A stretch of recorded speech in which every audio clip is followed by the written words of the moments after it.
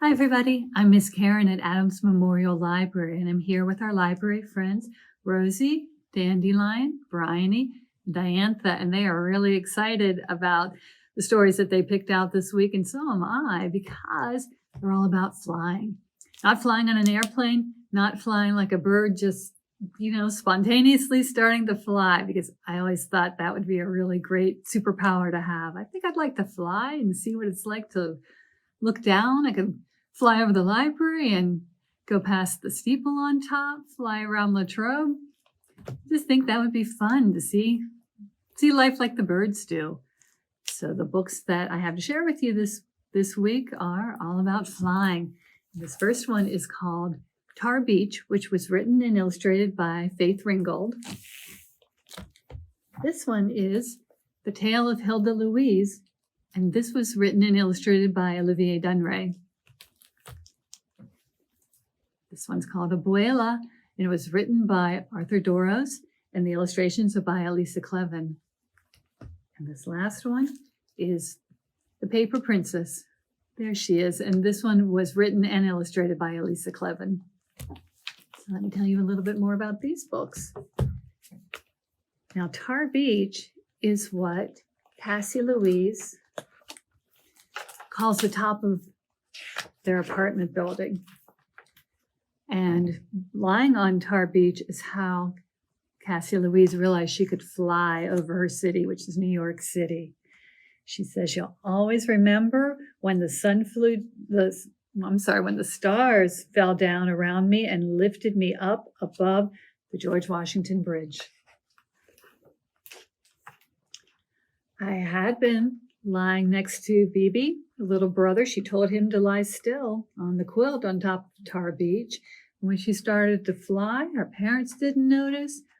Their neighbors that they were playing cards with didn't notice.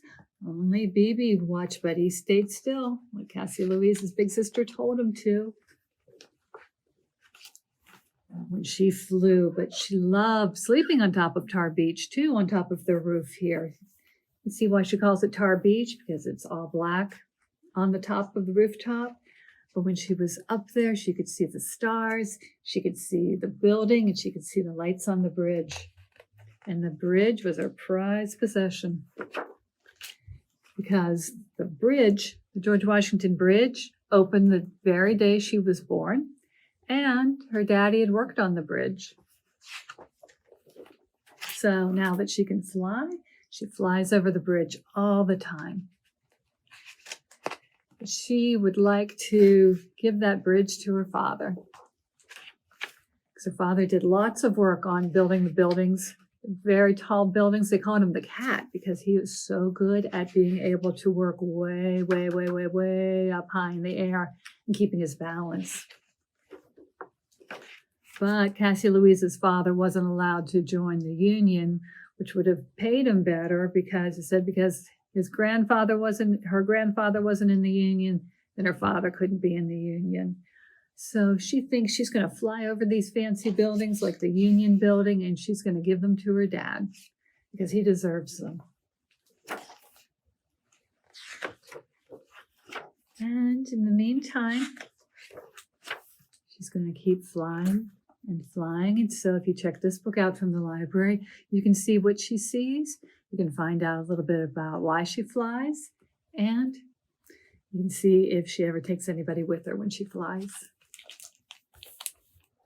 Now, this book is somebody else whose middle name is Louise. Tar Beach was about Cassie Louise, and this is about Hilda Louise. And she also lives in a city, but she lives in Paris, France. Hilda Louise does. But instead of living with her parents are gone. And her uncle, nobody knows where her uncle is, so she lives in an orphanage with 109 other orphans. And Hilda Louise doesn't mind living there. She loves all the other orphans, all her friends she lives with. She loves Madame Zanzibar, who takes care of them, but it is a little bit boring. Until the day that she suddenly starts to float in the air. That's exciting. Madame Zanzibar says, but all the other children say, yay, magnifique, wow. That's what I would say if I saw somebody flying. It was great that Hilda Louise could fly. She could put baby birds back in their nests if they fell out.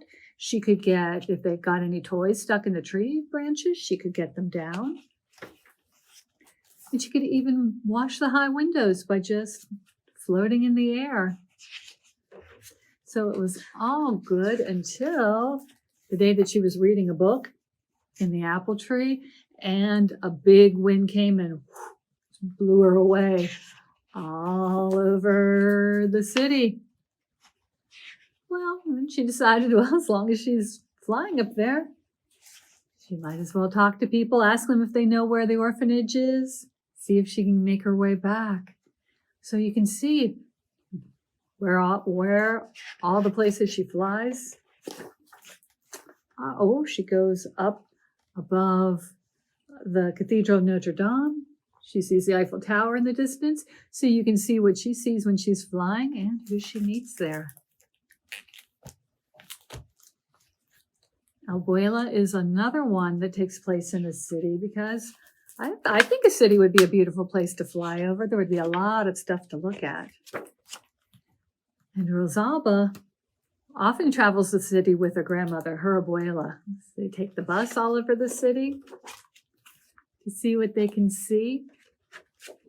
And sometimes they go to the park to feed the birds there. But Rosalba thinks, oh, wouldn't it be wonderful if the bird suddenly picked her up and then she could fly too? And their abuela would be down below. So she would say, come, abuela, come, fly. And abuela says, yeah, she would like to fly too. So she also would fly up in the air, and there they would go with their skirts flapping, flying in the air. And they too would travel all over the city, see what they could see. They could go over the buildings. They could talk to people at the bus stop. They could wave and say, buenos dias, good morning. And the people could look up at them and wave and say, buenos dias. They could go past the trains, past the river, and out over the boats in the harbor. So a lot of beautiful things to see in this book too. So you can think about maybe where you would like to fly. This last book, The Paper Princess, if it looks a little bit familiar like this one, the same person illustrated both of them. Elisa Kleven did the pictures in this book and this one. She also wrote the words in this one. And I like her art a lot because there's a lot of pretty colors and a lot of things to look at. In this story, a little girl is drawing and coloring a paper princess. She cuts her out and she thinks, what could we use for your hair? It's got to be something soft and pretty. So while she thinks about it, she takes the paper princess for a ride on the swing. But then, oh no, the paper princess flies away. Oh, she wasn't really planning to fly, but there she goes. And the girl says, wait, I didn't finish you. And the paper princess says, I'll have to finish myself. And she does. She thinks, what could she use for hair? Maybe clouds? No, it's a little bit too cold. Maybe flower blossom? No, that smells too sweet. Maybe a candy wrapper?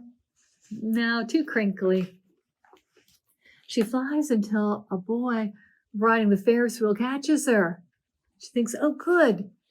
There's a new friend. But when he's waving to his mother and his little sibling below, he accidentally lets go and she goes flying some more. She flies until she flies over the building. She flies over a bridge too, like Cassie Louise does, until the next day when a girl finds her and thinks, you need some hair. So she starts to color, but she used the wrong marker. It turned out to be green, not the color she wanted. And so she throws the paper princess away. So, the poor paper princess is stuck in the trash. Is she ever going to get out? Is she ever going to get hair? Is she ever going to find the little girl who made her again, like she really wants to? Well, if you check this book out from the library, you can find out. So you can come and check any of these books out from the library. We will have them in the children's room where you can pick them up and check them out there, or you can always reserve them and check them out. We will check them out for you, and we can have them ready for you through curbside service if you'd rather do it that way. Or if you're at another library, you can always have them picked up there. So thank you very much for watching, and my library friends and I will see you next week, and we'll talk about some more books. So thank you, everybody. Bye.